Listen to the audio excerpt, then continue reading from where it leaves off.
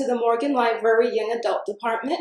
My name is Miss Lindsay, and today I will be reading a personal favorite of mine, Jerry Spinelli's Stargirl. So let's get started.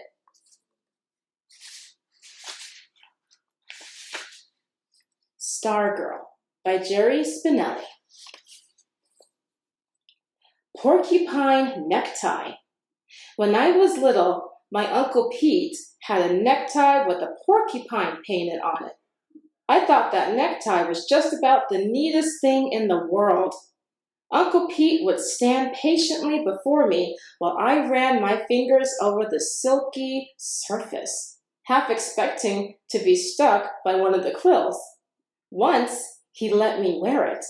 I kept looking for one of my own, but I could never find one.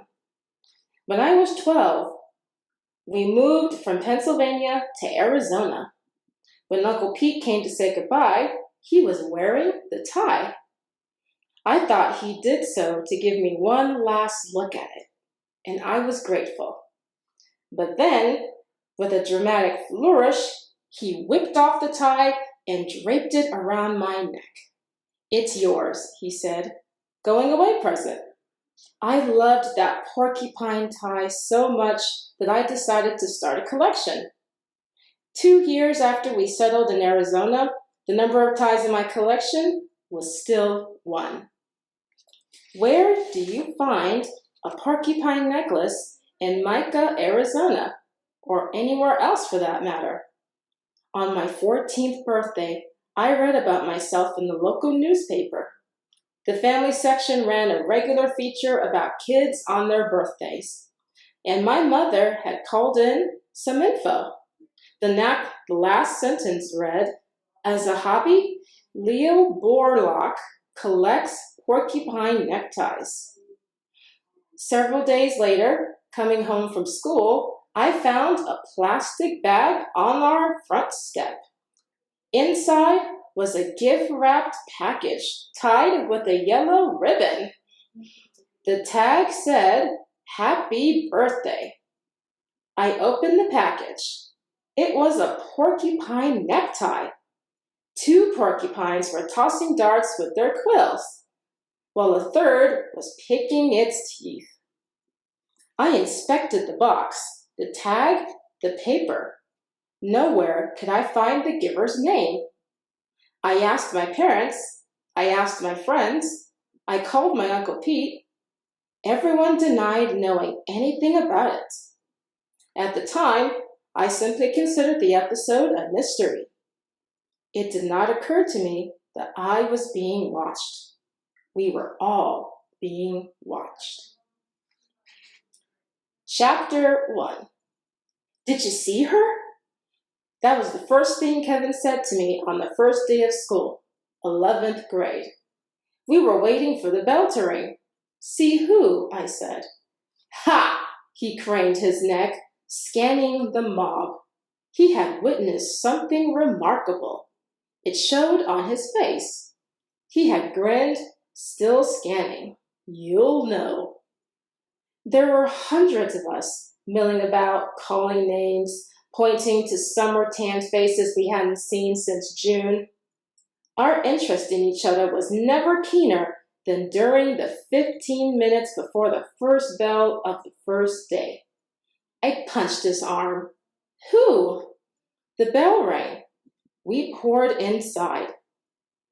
I heard it again in homeroom, a whispered voice behind me as we said the Pledge of Allegiance. "You see her?" I heard it in the hallways. I heard it in English and geometry.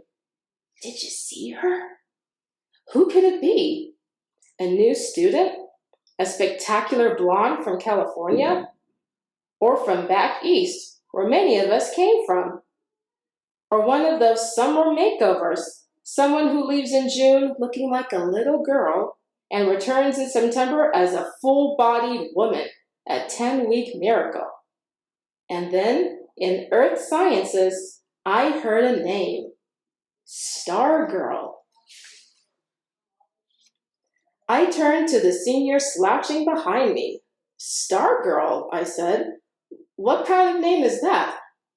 That's it. Stargirl Caraway. She said it in homeroom. Stargirl? Yeah. And then I saw her. At lunch, she wore an off-white dress so long it covered her shoes. It had ruffles around the neck and cuffs and looked like it could have been her great-grandmother's wedding dress. Her hair was the color of sand. It fell to her shoulders. Something was strapped across her back, but it wasn't a book bag. At first, I thought it was a miniature guitar.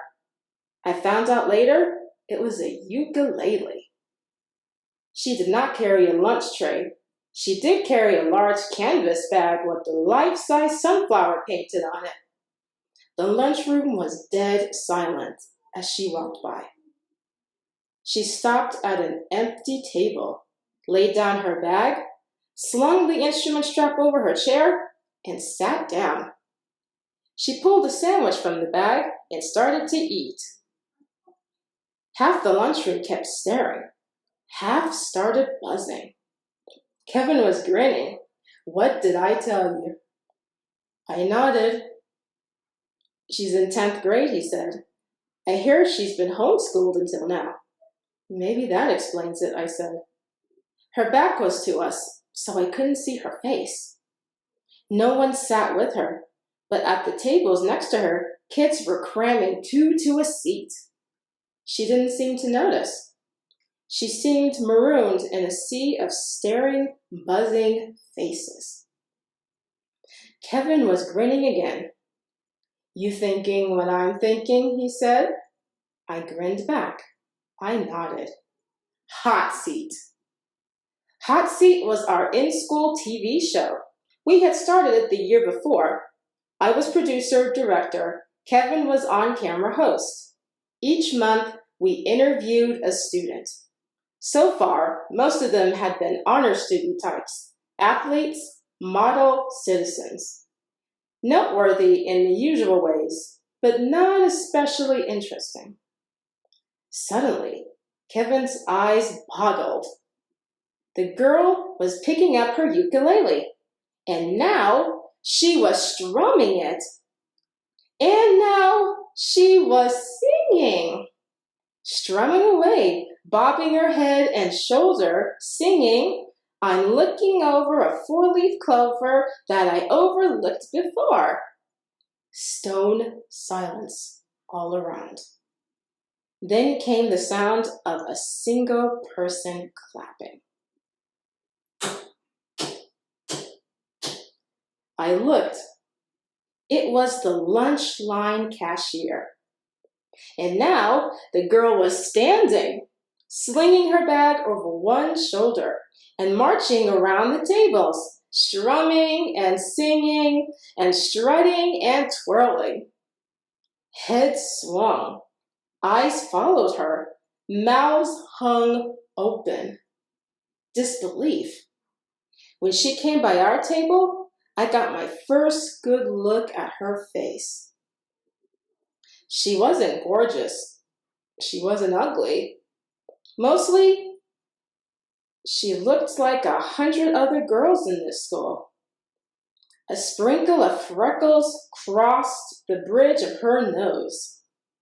She wore no makeup, and her eyes were the biggest I had ever seen, like deer eyes caught in headlights.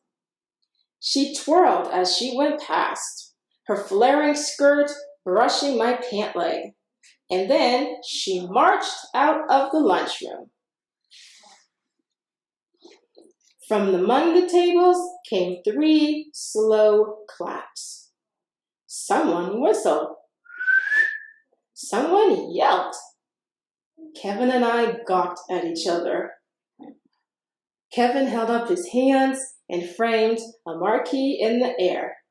Hot Seat, coming attraction, Stargirl. I slammed the table. Yes, we slammed hands. And that was just a little bit of Jerry Spinelli's Stargirl. Hint, hint, it's available for checkout here in our local library. But before I go, I want to talk to you just a little bit about Stargirl. And as you can see, she is definitely different from the others. And not to spoil or anything, but this is a book, well, actually, this is a book that I read when I was in middle school. It got me ready for high school. And I really think that if you give this a chance, you'll like this story too. It deals with issues about popularity, about following the in crowd, and what it means to just be yourself. Well, thank you for joining me today, and I will see you next time. Bye bye.